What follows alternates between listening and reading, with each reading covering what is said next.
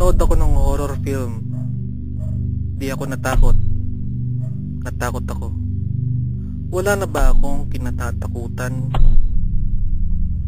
Hindi pa tapos ang palabas nang lumabas ang sagot. Hindi ako takot kay Frankenstein, kay Dracula o kay Sadako, o doon sa malaking taong nakabarong nakit baba sa hagdanan. Hindi tumataas ang aking balahibo tuwing makakaamoy ako ng nakasinding kandila o ng mabangong bulaklak pag malamig ang hangin.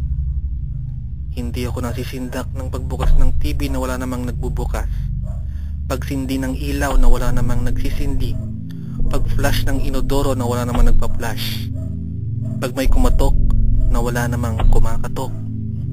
Hindi ako takot sa demonyo at lalong di ako kikilabutan sa multo ng tatay at kapatid ko. Kaya isipin na lang kita, eksenang wala ka. Saka ako guguhit sa pader ng mga nakakatakot na aking makikita.